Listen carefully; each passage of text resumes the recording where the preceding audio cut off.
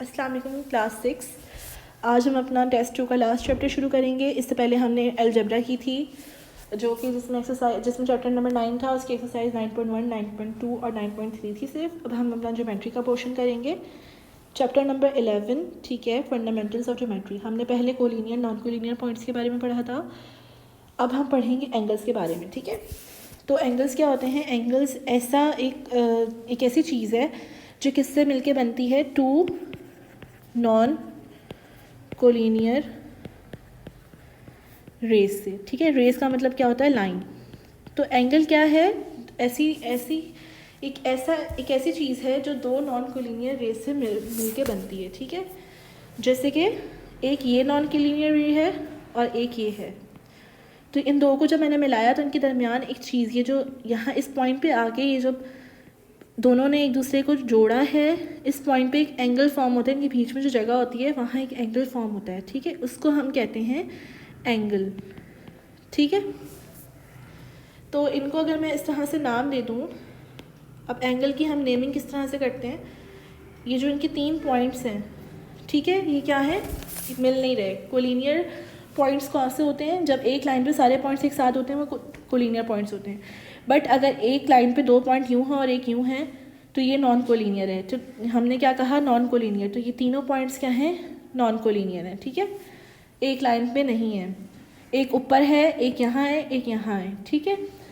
अच्छा, इसकी नेमिंग किस तरह से करते हैं? इसको मैं ए कह दूँगी, इस पॉइंट को मैं बी कह दूँगी, इस पॉइंट को मैं सी कह दूँगी, ठीक है। आप अपनी मर्ज़ी से इसको पी क्यू आर भी कह सकते हो, ओ एस टी भी कह सकते हो, आपकी मर्ज़ी है, ठीक है।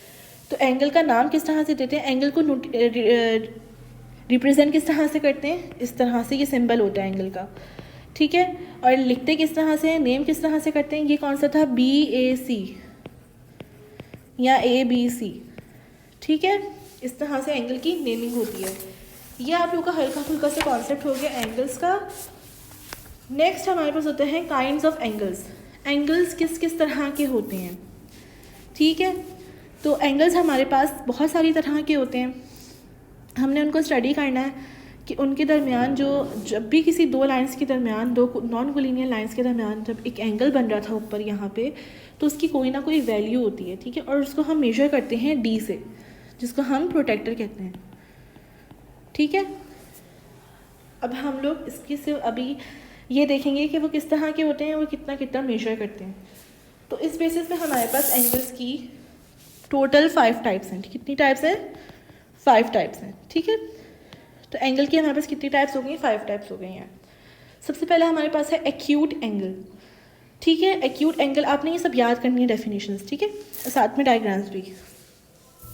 तो हर वो एंगल जो 90 डिग्री मेजर करता है उसको हम कहते हैं एक्यूट एंगल, ठीक है।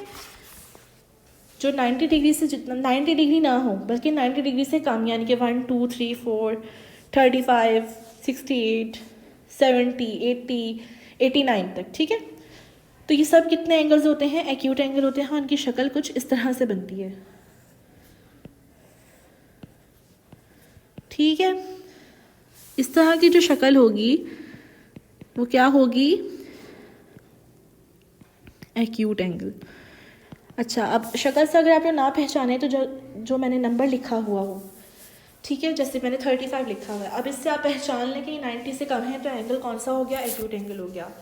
राइट एंगल हमेशा 90 डिग्री मेजर करता है, ठीक है, और इसकी हमेशा एक लाइन स्ट्रेट होती है। और जितने भी एंगल होते हैं ना, हम उनको यूँ बनाते हैं, यूँ राउंड कर देते हैं। बट राइट एंगल की ख़ास बात ये है कि इसका जो एंगल होता है वो इस तरह से बनता है, ये स्क्वायर की फॉर्म में बनता है, ठीक है। तो अगर मैं पेपर में कोई भी शेप हो लेकिन उसका ये वाली जो चीज़ है ये स्ट्रेट यूँ करके डब्बा टाइप बना हुआ हो, तो आप समझ जाइएगा कि ये राइट एंगल है। जैसे कि जैसे मैंने एक ये बना दिया, मैंने इस पर कोई नंबर नहीं लिखा, मैंने कहा मुझे इस एंगल का नाम बताएं। मैं अगर ये कहूँ कि मुझे इस एंगल का नाम बताएं तो आप लोग समझ जाइएगा कि ये बॉक्स बना हुआ है, तो ये कौन सा एंगल है? ये 90 डिग्री का एंगल है, जिसे हम राइट एंगल भी कहते हैं, ठीक है। नेक्स्ट हमारा जो टाइप है वो है ऑब्ट्यूज एंगल, ठीक है। ऑब्ट्यूज एंगल ऐसे एंगल्स होते हैं जो कि 90 डिग्री से तो ज़्यादा होते हैं बट 180 से कम होते हैं, ठीक है। जैसे कि 90 और 180 के दरमियान क्या क्या नंबर आते हैं? 100, 91, 92, 110, 120, 111, 112, इस तरह से जितने भी नंबर्स आते हैं 179 तक जितने भी एंगल्स बनेंगे वो ऑब्ट्यूज एंगल्स कहलाएंगे। ठीक है, इनकी शक्ल कुछ किस तरह से होती है, ये थोड़े से वाइड होते हैं यानी कि ओपन होते हैं, एक्यूट थोड़े झुके हुए थे यूँ करके, और राइट तो एक स्ट्रेट यूँ करके था। ठीक है, और ऑब्ट्यूज किस तरह से है, इस तरह से ओपन है। ठीक है, और ये है, अगर मैं यहाँ लिख दूँ 120 तो आप लोग समझ जाइएगा कि 90 और 180 के दरमियान आता है 120, तो ये एंगल कौन सा है, ऑब्ट्यूज एंगल है। ठीक है, नेक्स्ट इज स्ट्रेट एंगल। अब नाम से हमें पता चल रहा है कि ये कुछ ऐसा एंगल है जो स्ट्रेट है, स्ट्रेट मतलब सीधा, यानी कि एक ऐसा एंगल फॉर्म हो रहा है जो कि सीधा है, और इसकी क्या होती है मेजरमेंट 180 डिग्री सेंटीग्रेड होती है। ठीक है, सेंटीग्रेड नहीं सॉरी, सिर्फ डिग्री। एंगल को किस तरह से करते हैं डिनोट किस तरह से करते हैं, ऊपर एक छोटा सा ये निशान आता है गोल सा, इसको हम डिग्री कहते हैं। ठीक है, तो स्ट्रेट एंगल क्या होगा, सीधा होगा। इसको किस तरह से करते हैं, यूँ एक सीधी लाइन होती है। ठीक है, क्या होती है, स्ट्रेट लाइन जितनी भी होती है हमारी, हमें पता ही नहीं कि वो एक एंगल है, हमें पता ही नहीं है।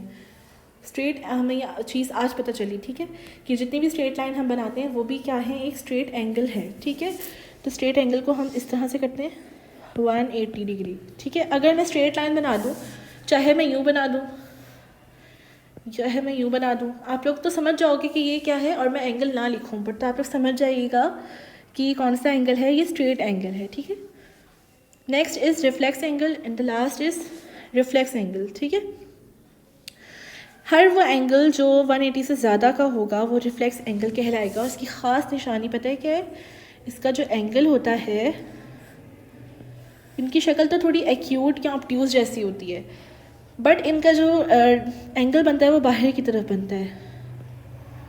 ठीक है, इस तरह से, ऐसे ऐसे, ये सब क्या है, रिफ्लेक्स एंगल। अगर मैं एंगल का नाम ना लिखूँ, अगर मैं एंगल का मेजरमेंट ना लिखूँ और इस तरह से जो कॉर्नर हो उसके बाहर सर्कल हो, तो आप समझ जाइएगा ये कौन सा एंगल है, रिफ्लेक्स एंगल है। और ये 180 से हमेशा ज़्यादा होते हैं। ठीक है, ओके, सो इसकी हमने सिर्फ एक एक्सरसाइज करनी है, एक्सरसाइज 11.1 पेज नंबर 157। इसमें क्वेश्चन लिखा हुआ था name and measure the following angles. तो ऑब्वियसली हम मेजर तो अभी नहीं कर रहे, हम सिर्फ इनको नेम करना सीखेंगे अभी, कि हम इनको नाम किस तरह से दे सकते हैं, हमें इनको पहचानना है कि एंगल है तो कौन सा है। ठीक है, सबसे पहले हमारे पास ये लिखा हुआ है, सबसे पहला इसकी वैसे तो शक्ल से भी मैंने क्या बताया था, इसका एंगल बाहर की तरफ फॉर्म होता है और 180 से बड़ा भी है, तो ये कौन सा हो जाएगा, रिफ्लेक्स एंगल। नेक्स्ट आप लोग ये देखिएगा 45 है, तो 45 क्या है, और छोटा सा तंग सा भी है, तो 45 किसके दरमियान आता है, 90 से छोटा है। ठीक है, तो 90 से छोटे वाले कौन से एंगल थे, एक्यूट एंगल।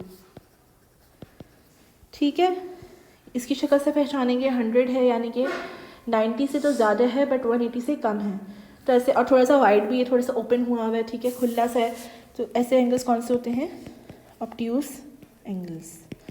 ठीक है, इस तरह से आपको 11.5 वैसे तो हैंड आउट में सॉल्व हुई हुई है, बट आप लोगों को अपनी कॉपी में सॉल्व करनी होगी वो। ठीक है, और पेपर में कोई सा भी एंगल आ सकता है, आपको उसकी शक्ल से पहचानना है और उसका नाम लिखना है। ठीक है, और डेफिनेशंस एंगल की याद करनी है आप लोगों ने। ठीक है, और हैंड अपनी कॉपी में लिखनी भी है। तो यहाँ आपका टेस्ट 2 फाइनल टर्म का सिलेबस कंप्लीट हो गया है।